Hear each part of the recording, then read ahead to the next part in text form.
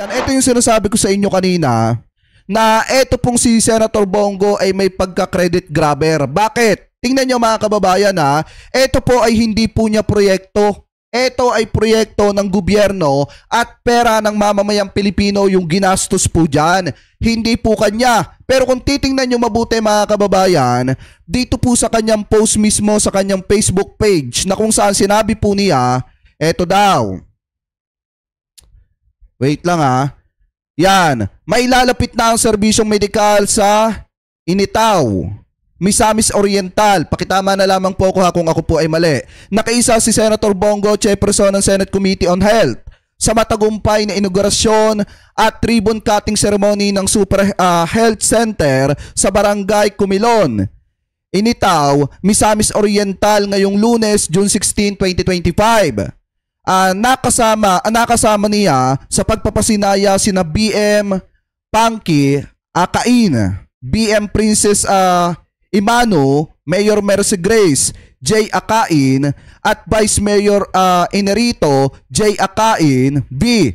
at iba pang lokal official na namahagi rin siya ng kaunting regalo at tulong sa mga barangay health workers. Ngayon mga kababayan, kung titingnan nyo, halos lahat ng naandi dito mga kababayan sa pasinayang ito or inaugurasyon ng Super Health Center, halos lahat nakakredit mga kababayan dito po kay Bongo. Ang nakakapagtaka lang dito kay DOH Secretary Herbosa mga kababayan, bakit niya hinahayaan or pinapayagan na gamitin mga kababayan ng isang politiko etong pasilidad ng gobyerno o proyekto ng gobyerno. Kasi hindi naman po talaga pera ni Bongo yung ginastos mga kababayan sa pagpapagawa ng Super Health Center. Ngayon, ang tanong natin, kanino ba?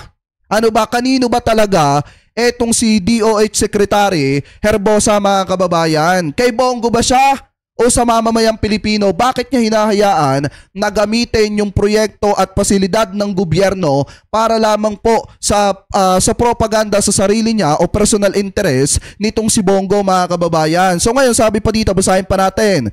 Patuloy na sinusuportahan ni Senator Bongo ang pagtatatag ng mga Super Health Center sa iba't ibang bahagi ng bansa. Sa kakaikot ni Mr. Malasakit sa buong Pilipinas, marami siyang napupuntahang lugar na walang sariling health facility. Sa tulong ng mga pasilidad na ito, mailalapit ang dekalidad na serbisyong medikal sa ating mga kababayan na nakatira sa malalayong pook. Pero kung tutusin mga kababayan, hindi po yan proyekto ni Bongo. Kung hindi, proyekto po yan ng gobyerno at pera ninyo yung ginagamit po dyan. Hindi po yan mismo mga kababayan kay Bongo. Pero ang dating kasi mga kababayan dito sa pasinayang ito, ayan mukha ni Bongo yung nakalagay. Di nyo ba napapansin? Mukha ni Bongo mga kababayan yung nakalagay po dito. Na parang ang dating, proyekto po ni Bongo. Ayan tingnan nyo sa likod. Mukha ni Bongo na nakalagay sa malaking tarpaulin, yung nakalagay mga kababayan sa mga pasinaya ng Super Health Center. Pero pera nyo po yung ginamit dyan at hindi po yan pera ni Bongo mga kababayan. So ngayon kung titingnan nyo, ayan mukha ni Bongo yung nakalagay dito. Diba? Dapat mga kababayan, kung pera ng gobyerno yan, pera ng mamamayang Pilipino, dapat walang politiko o walang tarpaulin ng politiko ang nakadikit at nakalagay po dyan. Kasi pera ng mamamayan yan pera po ng mamamayan yan. At pera at proyekto ng gobyerno po yan. Hindi po yan pera ni Bongo at hindi po yan proyekto mga kababayan ni Bongo. Yan po ay proyekto ng gobyerno at pera po ninyo yung ginamit po dyan. So ngayon, pakinggan natin mga kababayan etong nakita nating vlog na inilabas mismo mga kababayan ni Mima Alicia na kung saan patungkol po ito kay DOH Secretary Herbosa na kung saan mga kababayan na nakakapagtaka lang habang tumataas ang cases mga kababayan ng HIV dito po sa ating bansa, wala nang ibang ginawa etong si Secretary Herbosa kung hindi mag-ikot-ikot mga kababayan sa ibang bansa para lamang masungkit yung pagiging chairman mga kababayan or pagiging presidente ng World Health Organization. So ngayon, pakinggan po natin mga kababayan na ito nakita nating vlog galing po mismo kay Mima Alicia. I-play na po natin mga kababayan. So hello guys, Alicia nyo, nagbabalik ulit para sa ating panibagong video. So mga minamahal, Inhale muna tayo, no? Bago tayo magsimula kasi nakakapikon talaga to. And, you know, nafe-feel ko na mukhang ma-high blood ako. Kasi sino ba naman ang hindi mapipikon, Herbosa? Makinig ka. Patulog-tulog ka lang eh. Lumalala na ang HIV cases sa bansang Pilipinas. Sobrang lala na. Hindi pa naman totally na damaging na siya, pero malala na yung HIV. Tumataas yung cases. Tama! Pero ikaw, despite na tumataas yung cases ng HIV, dyan ka pa din sa pangarap mong maging presidente ng World Health Organization. Nakakatulong ba yan sa taong bayan? Tanong lang, mga minamahal. Kasi ganito, alam nyo ba na yung si Herbosa, nagta-travel lang naman yan a year doon sa World Health Organization. Para ano? Para maging presidente. Na yung pagiging presidente na yan, title lang naman yan. Tama! Gagastos ka 150 million per year. Sabi na lang natin may 3 taon pa. Si PBBM. Bale may 450 million pa. Ewan ko nga, ba't na-appoint pa tong... Kasi biruin nyo mga kababayan na nagta-travel siya abroad pero pera na, di umano, pera ng mamamayang Pilipino yung ginagamit po niya. Gusto niya masungkit yung pagiging presidente ng World Health Organization, pero mga kababayan, pera ng taong bayan yung ginagamit po niya. Habang tumataas ang cases ng HIV dito po sa ating bansa, ano po ang ginagawa mga kababayan nitong sekretary ng DOH? Patravel abroad mga kababayan at gusto pang maging presidente ng World Health Organization. Ano po ngayon, ipagpatuloy pa natin? Ito nakakapikon. Dapat nga po kung wala namang gaanong nagagawa, di umano mga kababayan, dapat palitan na. Ganun lamang po kasimple. Kung walang nagagawa, dapat palitan na. Ano po, kung hindi para sa mamamayang Pilipino yung serbisyo, much better palitan na po. Gustong maging presidente ng World Health Organization, tapos ang gagamitin mo, kaban ng bayan? Diba? May tama ka ba? Tanong lang ha, nagtatanong lang tayo. Kasi sino ba naman ang hindi mapipikon? Di ba, kaban ng bayan ang gagamitin mo para sa pansarili mong interes? Yung Amerika nga, umalis na dyan. Sa WHO na yan. Kasi diba? nakikita nilang nonsense. Wala namang kasense. Diba? Tapos ikaw, ipinagpupumilit mo ang sarili mo na maging presidente ng WHO, tapos hindi mo naman pera yung ginagastos mo, kawawa kaming mamamayang Pilipino kasi kaban ng taong bayan ang ginagamit mo. Nyo ka. Ano? Tama naman. Nagsisiksi ka ng sarili para lamang sa titulo. Pa-travel ka na nga lang eh. Tapos ang travel niya, mga minamahal, nagtatagal ng 2 linggo. Nagagampanan mo pa ba yung tungkulin mo? Tanong lamang po, Herbosa, nagagampanan mo pa ba yung tungkulin mo? Okay, magta-travel siya. Sa isang buwan, mayroong 4 na linggo. Tapos, nagtatagal yung travel niya ng 2 linggo. Yung 2 linggo ka na lang din na nagtatrabaho, sinusweldohan ka pa ng taong bayan, tapos nangangarap ka pa ng malala. Isa pa, gusto ko din i-point out, itong si Miss M, na-appointee mo. Yung magandang pitit na babae. Kilala mo yan. At alam mo kung sino yung tinutukoy ko. Yung appointee mo na babae, sinibak. Paano hindi sisibakin, mga minamahal? Kasi hindi naman qualified. In-appoint mo? Gusto ko lang tanungin, kailangan ba yung babaeng yan? Or kailangan mo? Nagtatanong lang ako mga minamahal. Kailangan ba si Miss M? Or kaligayahan mo? Inuna pa kasi yung libog eh. Diba? Nagtatanong lang.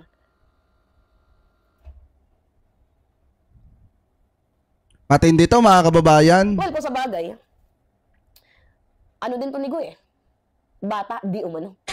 And by the way, madami... Yan nga mga kababayan, ito mapapansin nyo dito sa sinabi ni Mima Alicia, ito pong si Secretary Herbosa, di umano ay bata po ni Bongo at ito po ay makabongo mga kababayan. Kasi biruin nyo ikaw ay DOH Secretary pero hinahayaan mo na yung proyekto ng gobyerno na ginastusan ng pera ng mamamayang Pilipino ay ginagamit ng isang politiko para pabanguhin ang kanyang pangalan. Kita nyo naman mga kababayan, saan nga nagkatala yung Super Health Center na proyekto ng gobyerno, ang nakakapit doon, tarpaulin ni Bongo. Napakalaki nung pagmumukha ni Bongo na nakakapit mga kababayan doon sa tarpaulin na parang ang lumalabas proyekto ni Bongo at hindi magagawa yon kung hindi dahil kay Bongo. Ikaw, sekretary ka ng DOH, dapat kine-question mo yung mga ganong klase ng gawain ng isang politiko. Sasabihin mo, dapat na hindi mo naman proyekto yan. Proyekto ng gobyerno yan at pera ng taong bayan yung ginamit dyan. Hindi mo naman pera yung ginamit dyan. Dapat wala dyan yung pagmumukha mo. Pero ang nangyayari kasi mga kababayan dito, ginagamit ni Bongo yung mga proyekto dyan po mga kababayan sa DOH para masabi na may nagawa etong si Bongo at nakakatulong sa usaping medikal ng mga kababayang Pilipino po natin. Kung tutusin, hindi naman po talaga dapat dahil pera po ninyo yung ginagamit sa bawat ospital na ipinapagawa, sa bawat mga super health center na ipinapatayo. Pera nyo po yung ginagamit dyan mga kababayan at hindi po pera ni Bongo yan. Ngayon, ang tanong natin kay Secretary Herbosa, kanino po ba talaga kayo? Sa mamamayang Pilipino po ba kayo o para lamang po kayo kay Bongo? Dahil makabongo po kayo or bata po kayo di umano nito pong si Bongo. Yung nakakaalam na related ka kay Duque. Kung gusto mong magpasikat ka, gaya nga ng paulit-ulit kong sinasabi, i-reveal mo na lang yung katiwalian sa Parmali. Diba? Tama! Diba? Bakit hindi na lang yan i-reveal mo yung katiwalian sa Parmali nila Duque? Di doon, mas sumikat ka pa. Pinuri pa sana kita.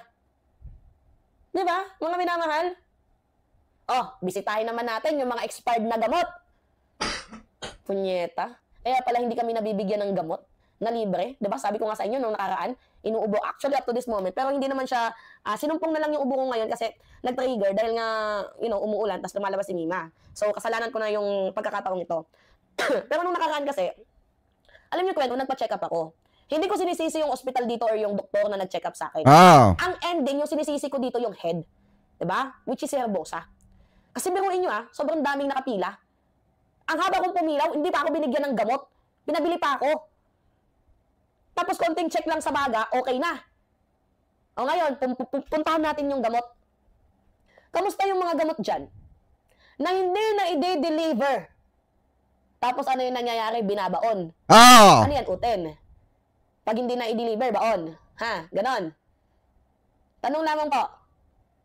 Hindi, to be honest, mga minamahal, totoong nangyayari yan. Hindi na di-deliver yung gamot, nag-e-expired.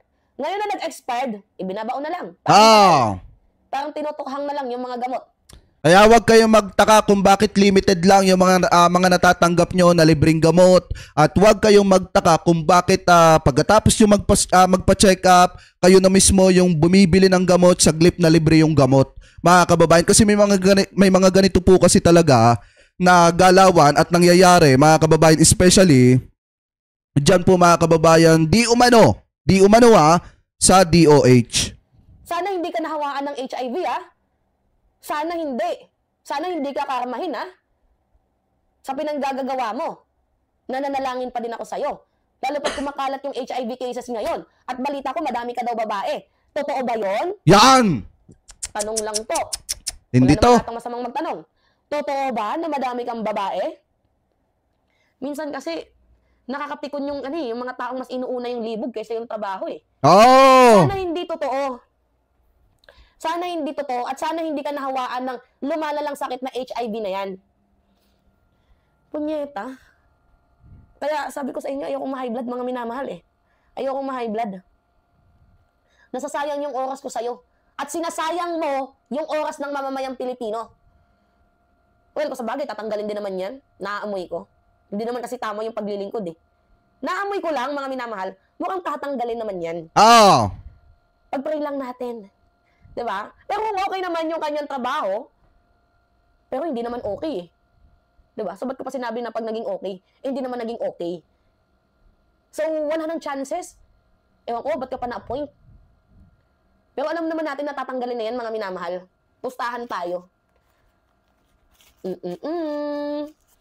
Ayan mga kababayan, cut na natin dyan So yan yung sinasabi ko sa inyo mga kababayan. Tayo naman kahit sabi ko nga po sa inyo noon pa man, kahit tayo ay sumusuporta sa gobyerno, pag may nakikita tayong mali mga kababayan, hindi pwede naman na magbubulag-bulagan tayo. Hindi pwede na hindi natin papansinin yung mga mali po na nakikita natin na yan. Lalo na mga kababayan at ang nakasalalay dito, kapakanan ng taong bayan at interes ng mamamayang Pilipino. Kita nyo saan ba kayo nagkatala? ikaw ay sekretary ng DOH pero hinahayaan mo at pinapayagan mo na yung mga politiko ay gamitin yung mga proyekto ng gobyerno para po sa pangsarili po nilang pagpapabango ng kanilang mga pangalan. Katulad na lamang po ng ginagawa nitong si Bongo dun po sa mga super health center na itinatayo na kung saan parang ang lagay at parang ang dating pera niya yung ginagamit pero hindi naman po niya pera yon. At pera po yon